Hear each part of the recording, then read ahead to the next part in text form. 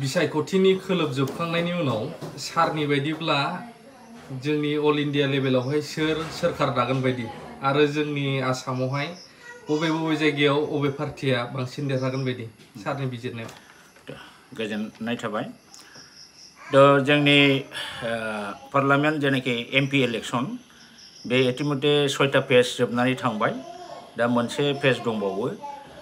दा बेखौ आङो बिजिरनानै नायनाय मथे जोङो मोनदों जे अल इन्डिया बेसिसनि गोबां निउज एजेन्सिनि जेनाखि एग्जिट पल देखायदों बे एग्जिट पलखौ बिजिरनानै नायोबा जोङो नुनो मोनदों एबार बिजेपिया जेरावनाखि नरेंद्र मदिया बुंदोंमोन जे आपकी बार 700 पार दा एबार 400 जननि बारा एमपि बिथांमोनहा देरहा होगोननि स्ल'गान होदोंमोन नाथाय बे जिनिसखौ दिनै फैयै फैयै जों नुनो मोनदों सेथि नैथि थामथि ब्रैथि बाथि द'थि इलेक्शन जाखांनायनि उनाव बिथांमोननि बे जे स्ल'गान बे स्ल'गाना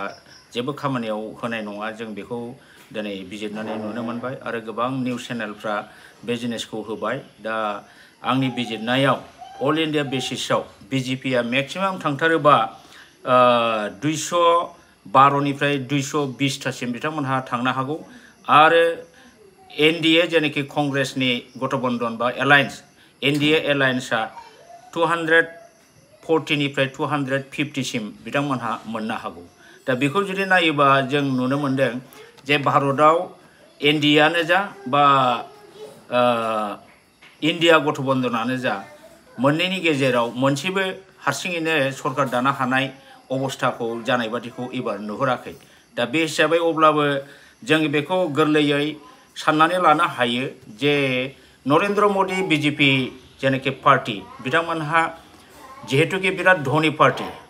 इलेक्टोरेल बन्डनि दारै लाख लाख कौटि थाखा बिथांमोनाव दंखायो दा बिसोरो जुदि 220 बा 250 जन देरहायोब्ला गुबुन पार्टी जेनाखि आदार्स पार्टीनिफ्राय बिथांमोनहा एमपिफोरखौ बायनानै एलायन्स गभर्नमेन्ट दानायखौ बिथांमोनहा निश्चय नाजागोन जों बेखौ नुनो मोनदों आरो बेबो मोनसे खोथा जादों जे दानि इलेक्शन कमिशनार अफ इन्डिया बिथाङा जेनाखि टार्न आउटनि जे डाटा होदों दा बुंगासिनो दङ दा बे बिषया बे आयदाया खिन्थु सिन्था खालामनो गोनां जे जायगायाव बिथाङा माने प्राय 1 कौटि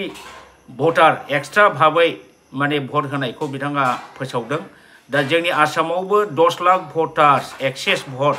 ओंखारनाय नुनो मोनदों जे भटनि जोबनायनि उनाव पलिं एजेन्टफोरनो जेनाखि पार्सेन्टेज प्रेसिडिं अफिसारफ्रा लिरनानै हरदों बिनि उपरन्सि 10 लाख भटारा दा जोंनि आसामनि जेनाखि इभिएम बाहाय हाबनानै दं होननानै खबराव जों मोनगासिनो दं दा बेफोर बाथ्राफ्रा जोंनि थाखाय एसे सिन्था खालामनो बिसय दा बेयो मोनसे प्रुफ जानो थांगासिनो दं जे बिजेपिया गमामायै इभिएमखौ मेनिपुलेट खालामो टेम्पारिं खालामनाय खायदाया बिसिनाव दङ आरो बे टेकनिकखौ बिथांमोनहा अलरेडि भटनि बहुत बोसोर आगोलनिफ्रायनो रेडि जाखानायखायनो बिथांमोनहा हयथ' बुङो आपकी बार 700 पार बे डायलग जे होदों बिराद इजिलि बे होनायनि सिङाव दं बिथांमोनहा बिराद गिदिर मोनसे षड़यन्त्र आरो बे षड़यन्त्रनि दारै बिथांमोनहा हयथ' कन्फिडेन्ट जाबाय जे बिसोरो 400 जनखौ देरहा होगोन दा नाथाय जोङो प्रेक्टिकेलाव ग्रासरुट लेभेलनि रिपर्टफोरखौ नायोब्ला बिसोर 220निफ्राय 240नि बारा बारनो नाङा किन्तु ईवीएम बा वीवीपैट को बिथांमोनहा मेनिपुलेट खालामनानै हयथ' बिनि बाराबो थांनो हागौ 272नि बाराबो मोननो हागौ अब्ला जोङो बुंनांगोन बियो बीजेपीनि सिङावनि बे मोनसे जेनाखि टेम्पारिं खालामनानै ईवीएम को गावसिनि पलिया रिजाल्ट होनानै देरहानाय बे रोखोमखौ जों माने साननानै लानो हायो दा बीजेपीया गोदो गोदायनिफ्रायनो जों खोनाबाय थाखायो गोबां ईवीएम खौबो बिसोरो चेन्ज खालामो आरो गोबां थांनाय बारनि एमएलए इलेक्शनावबो खोनादों गोबां समस्तियाव माने स्ट्रं रुमावहाय सीसीटीवी केमेरा गैया कारेन्ट गैया बेफोरबादिनि दारै थांनाय बाराव जेरैबादि एमएलए आव रिजाल्ट होनांगौमोन बे होआलासिनो उल्था जाजोबदों बीजेपीनानो देरहाजोबदों एबारबो जुदि गमामायै इलेक्शन कमिशनार अफ इन्डियाया बुंनाय बादि 10 लाख भटारा जुदि जोंनि आसामनि ईवीएमआव हाबनानै दंब्ला दा बबे ईवीएम को बबे पोलिं स्टेशननिखौ मेनिपुलेट खालामखो बा हाइजेक खालामखो बा टेम्पारिं खालामखो बे जिनिसा साननो गोनां जाबाय निश्चय आंनि अनुमान मथे बिजेपिया ओरैबायदिखौ टेम्पारिं खालामगोन जे समस्थियाव बिथांमोनहा जेनगोन बादि बे जेनगोन बादिखौ बे 10 लाख जेनाखि दा एक्सेस एनाउन्समेन्ट होदों दा बे एक्सेसखौ जेनगोन समस्थियाव जुदि सोनानै होदोंब्ला अब्ला जे समस्थियाव अपोजिशन पार्टिया देरहानांगौमोन दा बिसोरमोनहा देरहानांगौआ खिन्थु गोब्राब जानोसै से हमनानै लादो दिनै क'क्राझार लकसभा समस्ति एसटि जेनाखि रिजार्भ दा बेवहाय निश्चय बिथांमोनहा जेनगोनखौ नुहुरखानानै इउपिपिएल आरो बिजेपि एलायन्स सरकारनि जेनाखि जयन्त बसुमतारी केन्डिडेट बेखौ देरहाहोनो निश्चय बेवहाय 1.5 लाख 2 लाख माने भटखौ एक्सेस होनानै हयथ' होदों जानो हागौ जाय एक्सेस भटनि दारै आनकाउन्टेड भटनि दारै दिनै जयन्त बसुमतारी निश्चय देरहागोन थिग बेबादिनो दरं उदालगुरियाव जोंनि ग्राउन्ड रिपर्ट मथे माने जोंनि दुर्गादास बर' बिपिएमना देरहानांगौ बे एकदम सियर जों बेखौ ग्राउन्ड रिपर्टनिफ्राय मोन्दों थिग बेबादिनो धुबुरियाव माने रकिबुल हुसैन कंग्रेसना देरहागोनखौ जोङो ग्राउन्ड रिपर्टनिफ्राय जोङो मोन्दों थिग बिदिनो जरहाटआव जेन'बा गौरब गगैया देरहानाया सियर थिग लरेन ज्योति गगैया डिब्रुगड़निफ्राय देरहागोन बेफोरबादियाव दा बिजेपिया नैबे टेम्पारिंनि दारै इलेक्ट्रल मेसिनखौ इभिएमखौ मेनिपुलेट खालामनानै बिथांमोनहा जुदि एक्सेस भटारखौ बाफ्राव सोनानै टेक्निकेलि जुदि टेम्पारिं खालामनानै होयोबा किन्तु जायखौ देरहागोन सानदों दिनै ग्राउन्ड रिपर्ट मथे बिथांमोनहाबो हयथ' देरहानाय नङा दा आं सानदों निश्चय क'क्राझार आरो दरं उदालगुरि बिथांमोन बे मोननै समस्तियाव बिथांमोनहा जुदि टेम्पारिं खालामाबा बा नोङो हाइजेक खालामाबा मा होनो बिदिखौ मेनिपुलेट खालामाबा बिसोरो माने देरहानायनि खुनु माबा गैया बिपिएफनि दलानो दुर्गादास बर' आरो खाम्फा बरगयारि बिथांमोनानो देरहागोन आरो जुदि जेनोबा जोङो होननांगोन बे जिनिसा टेम्पारिं जादों दा जोंहा नैबेखौ नायनांगौ जे भटनि पार्सेन्टेजआ बा टटेल भटआ बेसेबां जायामोन बेलट पेपार एकाउन्टआव बे जिनिसा प्रतिटा पलिं बुथआव थाखायो जे टटेल भटारा एसेबांमोन टटेल भट जादों एसेबां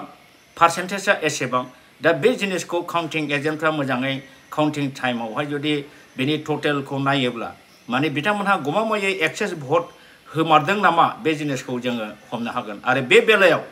केन्डिडेटफ्रा बिसेसकै दे माने एमपिनि जायफोर केन्डिडेट बिथांमोनहा बिराद स्ट्रं जानांगोन आरो काउन्टिं जुरिजेननायनिफ्राय जोबजासे बिथांमोनहा लागातार नांथाबनांगोन आनरेस्ट भाबै बिथांमोनहा प्रतिटा पलिं सेन्टारनि टटेल भटआ बेसेबां पार्सेन्टेजआ बेसेबां बे हिसाबखौ लानानै थानांगोन आरो नेक्स्टआव जोङो बेखौ दरकार जायोबा कर्टआव चेलेन्ज खालामनांगोन दा एबार जिहेतुके अल इन्डिया बेसिसाव बिजेपिया जेरावबो जेननायनि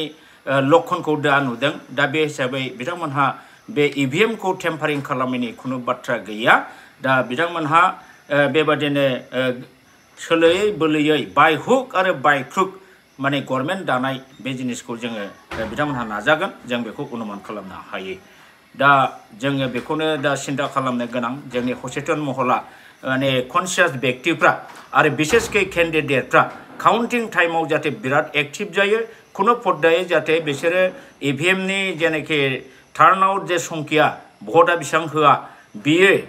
माने जेनाखि रिटेन बै माने एट द एन्ड अफ द पोलाव जेसेबां भट जायो बे हिसाबा दानि रिजाल्ट होनाय बे पोलिं स्टेशनाव खयथा भट गोलैदों बे हिसाबखौ जाहाथे मोजाङै कम्पेयार खालामनानै नायो बेखौ आङो जोंनि केन्डिडेट बिथांमोनखौ खावलायगोन दा बे हिसाबै जोङो सांग्रां जुदि जायोबा एबार जोङो नुनो मोन्दों बिजेपिया आसामाव 14थानि बिथोराव बिथांमोनाव 8 जना देरहानायनि चान्स आरो 6 जना अपोजिशन गुबुन गुबुन पार्टिनि देरहानायनि चान्सआ दङ किन्तु जुदि गमामायै बिथांमोनहा इभिएमखौ मेनिपुलेट खालामारोबा टेम्पारिं खालामोबा हयथ' 14थायाव बिथांमोनहा 12थाखौबो देरहागोन दा बे जिनिसखौ जोङो नुदों आरो किन्तु ग्राउन्ड रिपर्ट माने ग्राउन्ड जेनाखि रिपर्ट बेवहाय बिथांमोनहा 8थानि बारा खुनु पर्दाय मोननायनि चान्स गैया दा बेखिनिखौनो आंनि तरफनिफ्राय आङो जेनाखि फैगोन जा एमपि इलेक्सन 4 जुनाव ओंखारगोन बिनि सायाव आंनि थौले गोसोजों आं जा स्टाडि खालामनानै मोनदों बेखौ रायजोफोरनो फोरमायनाय जाहैबाय हयथ' बेवहाय गोरोन्थिबो जानो हागौ बे गिदिर बाथ्रा नङा खारन बेयो मोनसे केलकुलेसनसो स्टाडि खालामनायसो बेखिनिखौनो बुंनाय जाबाय गोजोन्थों